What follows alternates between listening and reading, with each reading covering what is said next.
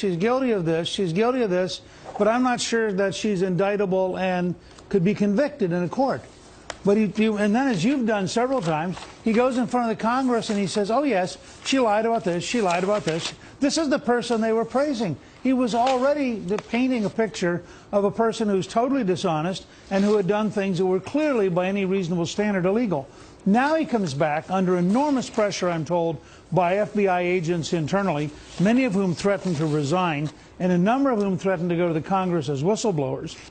And he comes back and he says, we're reopening it. Now, I have to tell you, and you and I talked about this on Friday, when I first heard this, I thought, well, what is this kind of, I mean, what does it mean? And then people began to say, and John Podesta fell right for the trap and said, release everything, put it all out there. Fine. Then it turns out by Sunday, oh, there are 650,000 emails that he's looking at. John Podesta wants him to release, I don't think so, 650,000 emails. And then we learned, and you may have already known this because your sources are so much better than mine, but I didn't realize until yesterday that there are 5 FBI field offices that are investigating the Clinton Foundation, that even when Comey was saying, we're not going to go forward on emails, he didn't say anything about over here where they had decided they were going all out with 5 different field offices investigating the foundation for fraud and corruption. You know what's really interesting, though, today? Josh Earnest. Remember, the president was one of those praising Comey back in July. Interesting, the White House. Now, the president's been implicated in this because we learned through WikiLeaks that he was emailing on the private server. He had lied to the American people, said, oh, I learned about this in the media. I had no idea. Now we know he knew. So I suspect Barack Obama is angry. And Barack Obama doesn't want to be dragged into this mess, but he could very well be dragged into it if he knew about it. Look, even the mishandling of classified material is a violation of law. I'll put up the other laws that are applicable here on the side of the screen. Mishandling, removal. Uma Abedin signed a form called an OF-109, a separation agreement that people understand when they leave government that they are maintaining no classified information. If there's one classified bit of material, Uma is going to jail unless she cuts a deal and maybe throws her former boss or her boss down the stairs. This is much deeper. How do we get to the bottom of this in 8 days? Well, you're not going to, but there are 2 pieces of this that are very clear. One is, I suspect, and maybe I'm wrong, but I just have this sense that the term 650,000, that the minute the president and his staff heard that's how many emails there were that they were looking at, they went, ho, I'm not touching this baby. And all of a sudden, Ernst decides, you know, Comey's doing a good job. We're proud of him. Sort of, they're throwing Hillary under the bus, just the way they structure that. The second thing is different. Forget any one thing that happens the next 8 days. But think about this, Mr. Gingrich. 18 U.S.C. 2071. Concealment, removal, mutilation, government records, an attempt to evade.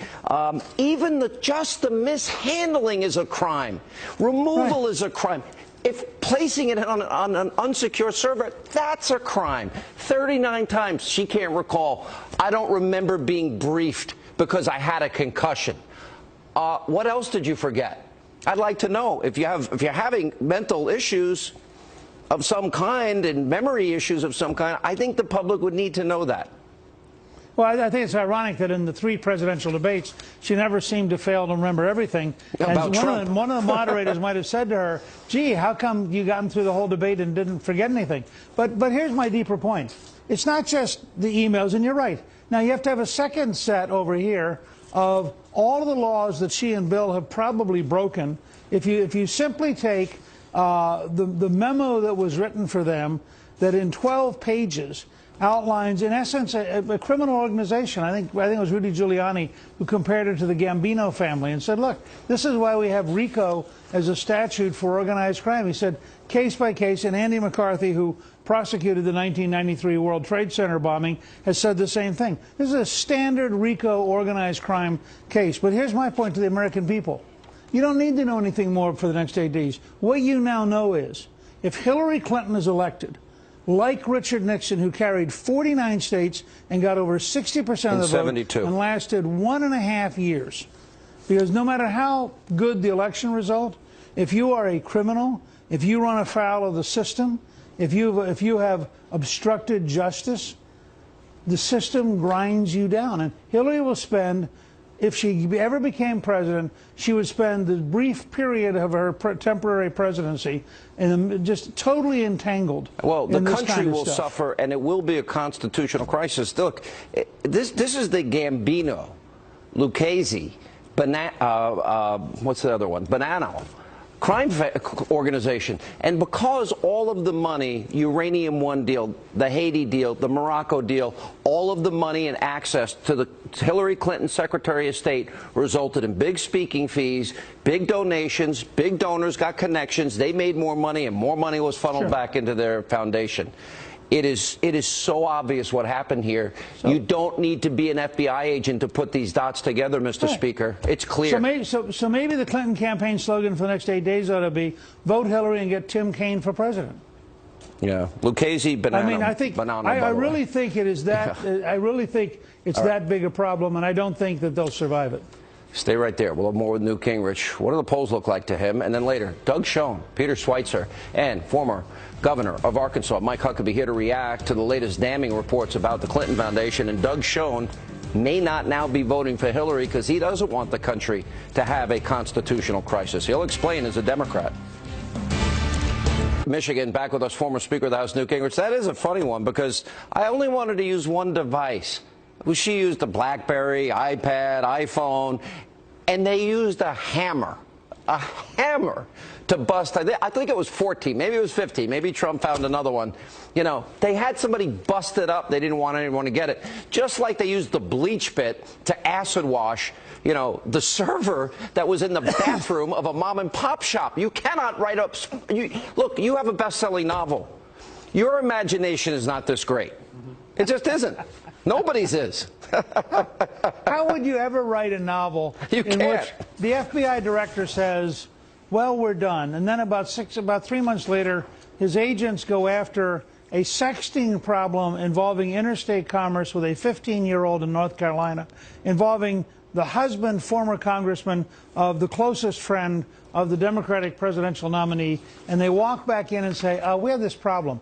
You know, we were looking for these sexting things about this 15-year-old, and we just found 650,000 emails.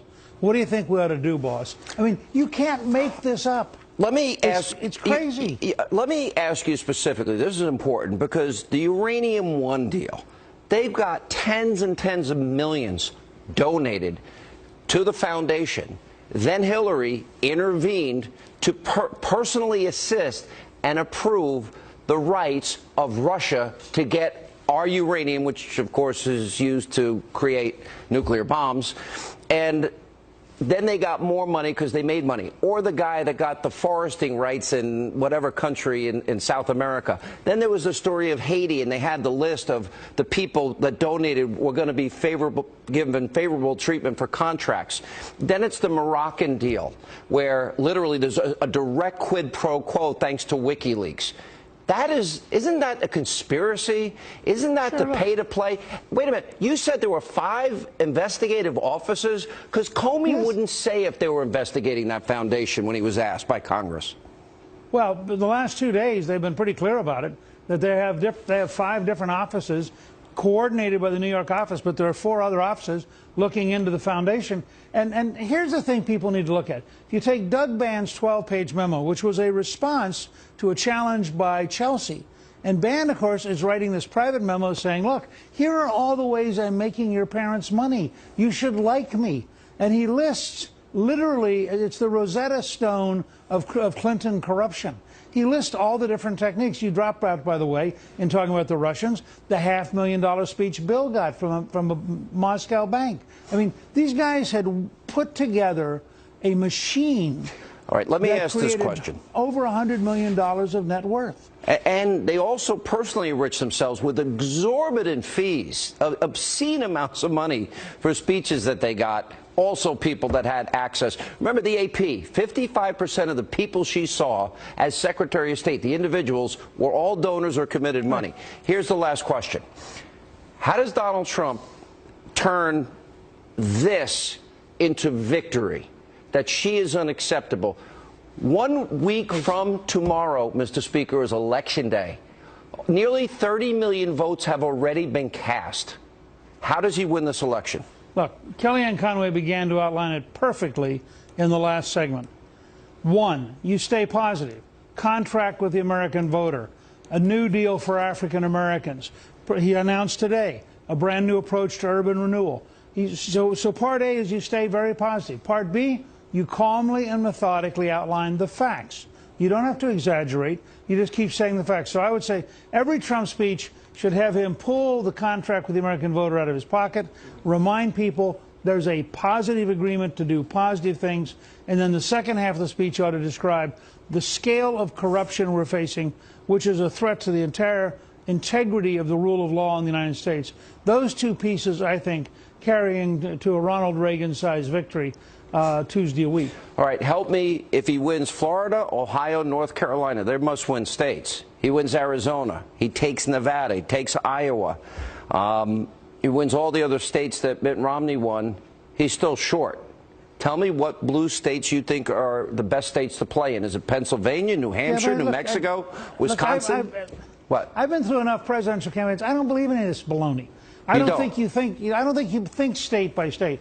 There's a rising, and by the way, Larry Sabato wrote a book which explained all this, and he said if you get a rising tide, all of these ideas about the Electoral College collapse. So if you have a rising tide, for example, of women who decide that they really care about the country's future and they can't stand the idea of the Clintons being there. You get a rising tide of African Americans who are sick and tired of being neglected. You get a rising tide of young people who care about jobs and who don't want to have a crook in charge of the United States. All of a sudden, Minnesota comes in play, Wisconsin comes in play, Michigan comes in play, New Mexico comes in play. All these things are possible in that environment. And remember, New Hampshire and Pennsylvania are all day of. There's no early voting. Right. Hopefully that plays out the way you say. But be a great I know week. a lot of people are scared to death because this country will literally stop in its tracks. No progress will be made now if she's elected, because this is not going away. And I can cite, like Rudy Giuliani, the 16 laws and felonies that she is going to have to start explaining away. It'll be a disaster. Let me close with this thought.